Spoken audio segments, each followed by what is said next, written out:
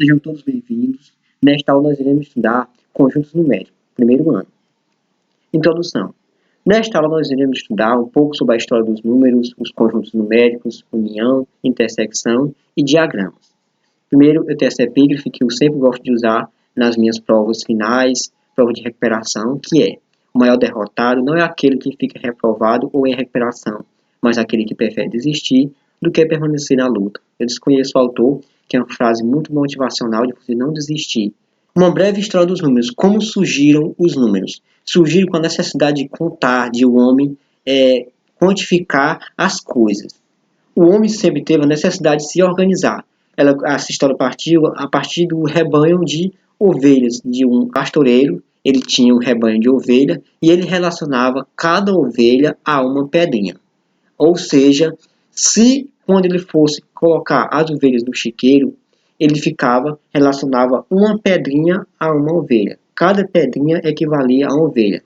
Se um determinado dia faltasse uma pedrinha para colocar separada ali, implicaria que aquela ovelha tinha ficado no mato, tinha se desgarrado das demais. E no dia seguinte, ele ia procurar aquela ovelha que tinha se desgarrado do rebanho.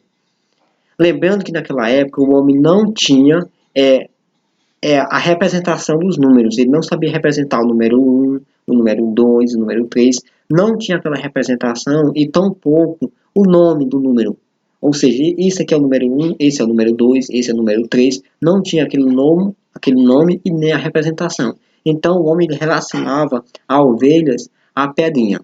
Se caso acontecesse de faltar pedrinha, ou seja, entrar mais ovelha no chiqueiro do que pedrinha, implicaria que nasceu um borreguinho no mato e que ele teria que colocar uma pedrinha referente àquele borreguinho. Caso acontecesse de uma ovelha desaparecesse, ou morresse, ou caso ele se alimentasse daquela ovelha, ele tirava uma pedrinha tirava aquela pedrinha referente àquela ovelha. Então, a partir daí, a história de contar, de se organizar. E com a necessidade de administrar os seus bens, para não ser enganado, para saber se estava aumentando ou diminuindo. Continuando a história, os primeiros números, como é que se iniciaram? Iniciaram com a contagem usando os dedos.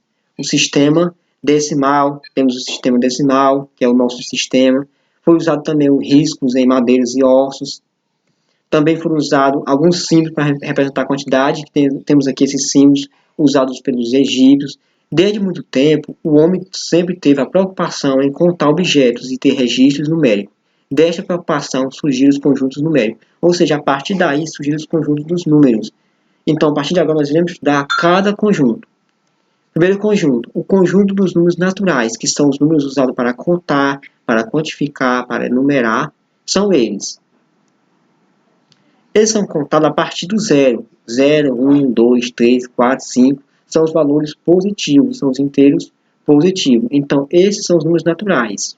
É para contar, para quantificar, para enumerar. Mas com o decorrer do tempo, surgiram outros números, que foram os números negativos. Então, surgiu o conjunto dos números inteiros. Tem como elementos os números inteiros positivos e negativos. Ou seja, além desses números naturais, surgiram os números inteiros negativos também, que são eles. É esse conjunto aqui dos naturais com seu oposto. Por exemplo, o 0, 1, 2, 3, 4, 5. Ao lado direito de 0 estão os valores positivos. E ao lado esquerdo, os inteiros negativos, que é o oposto. Por exemplo, o 1, o oposto de 1 é menos 1. O 2, o oposto de 2 é menos 2. O 3, o oposto de 3 é menos 3. E assim por diante. Os números negativos, eles são usados para temperaturas negativas, para profundidade, para saldos negativos. Mas, no decorrer do tempo, surgiram outros números, que são os números fracionários, os números decimais. Então, surgiu o conjunto dos números racionais. Tem como elementos números inteiros positivos e negativos, o decimal finito e as dízimos periódicos. Ou seja, os números que eu falei anteriormente, que são os inteiros positivos e negativos, acrescentado dos números decimais finito, ou seja, uma divisão exata, e a dízimos periódica, que é uma divisão infinita, é uma divisão que não tem fim, porém os números se repetem. Então temos lá, ó, os inteiros, que é representado pela letra Z, P sobre Q, que é uma divisão, sendo que Q tem que ser diferente de zero. Esse Q aqui, ele tem que ser diferente de zero, ele não pode ser igual a zero, porque não existe uma divisão por zero. Então, temos os inteiros, temos as divisões finita e as dízimos periódicas. Por exemplo, aqui ó, é uma dízima periódica. Se eu pegar 7 e dividir por 9, dá 0,77777, ou seja, é um número infinito, porém que se repete o número 7. Outra dízima periódica. 13 dividido para 99 dá 0,3333, ou seja, aqui é uma dízima periódica, é um número infinito, porém há uma repetição de número aqui, que no caso 13 está se repetindo. Então isso aqui são dízimos periódicos. Então temos se eu pegar os inteiros, as divisões finitas e as dízimos periódicas, eu formo o conjunto dos números racionais. A partir daí surgiram outros números, que são aqueles números que são as divisões infinitas. Então surgiu o conjunto dos números irracionais, representado pela letra I. Tem como elementos decimais infinitos sem período, ou seja, quando não é uma divisão periódica. Quando você faz uma divisão e aquele número é infinito, não tem fim. Por exemplo, a raiz quadrada de 2. Se você pegar uma calculadora e tirar a raiz, vai nesse número aqui, ó, infinito, não tem fim. Então é um número irracional. O valor de π, 3,14159265 é um número infinito. Então, isso são os números irracionais. Nós não conseguimos representar forma de fração. E outro conjunto importante, que é o conjunto dos números reais. Esse conjunto aqui, ele contempla todos os conjuntos que eu falei anteriormente. Se eu pegar o conjunto dos naturais, dos inteiros, dos racionais e dos irracionais, eu formo o conjunto dos reais, ou seja, são todos os conjuntos que eu falei anteriormente, simultaneamente. A relação de conjuntos e diagrama numérico, ou seja, aqui nós vamos representar uma relação dos conjuntos com o diagrama. Temos aqui o diagrama e aqui a relação deles. Os elementos do conjunto natural pertencem aos demais conjuntos, exceto o conjunto irracional, ou seja, todo número natural ele pertence aos demais conjuntos, menos o conjunto dos irracionais.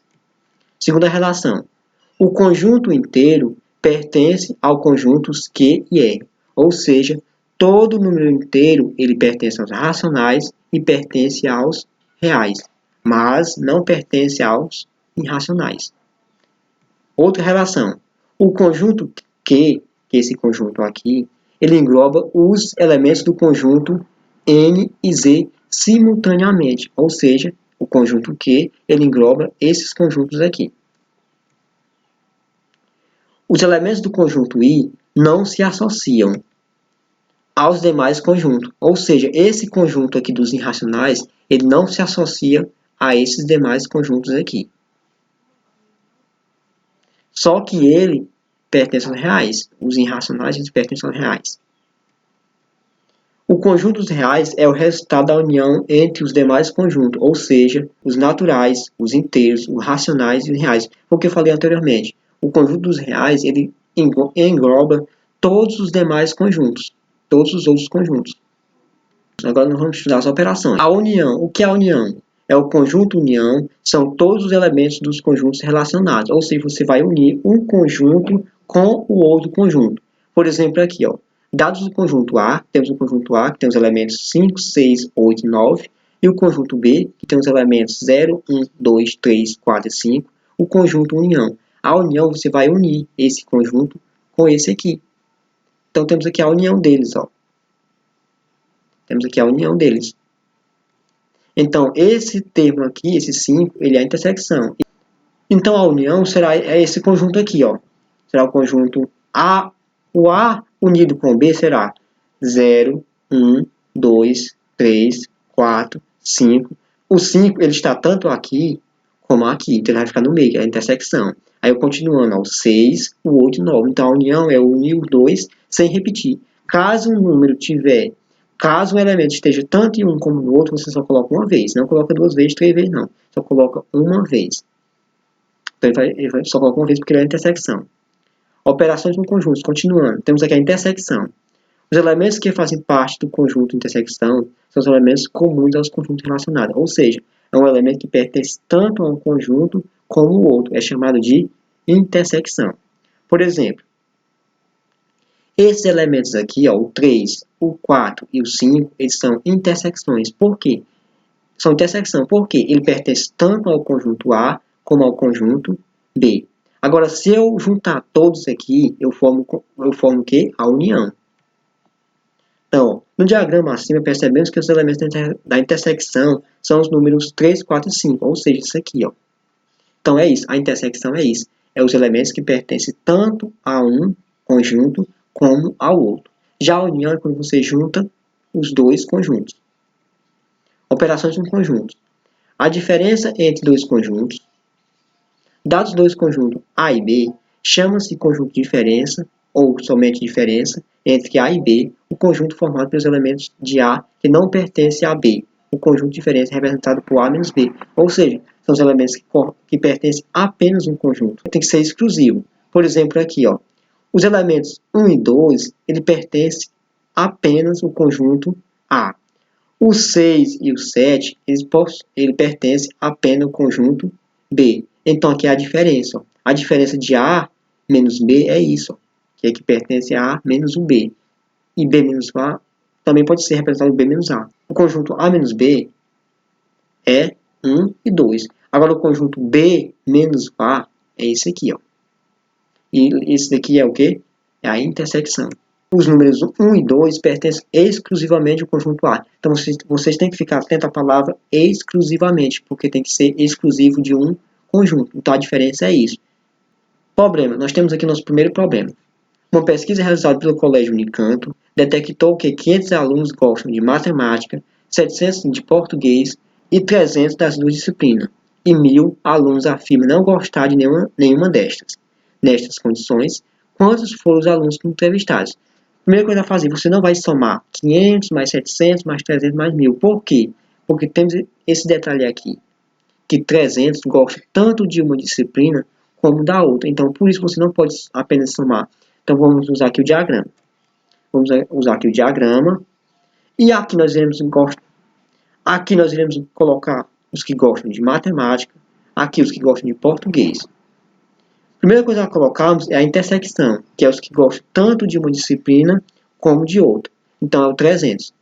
Fica aqui no centro. Por que aqui no centro? Porque esse 300 gosta tanto de matemática como de português. Agora, os que gostam de matemática, 500 alunos.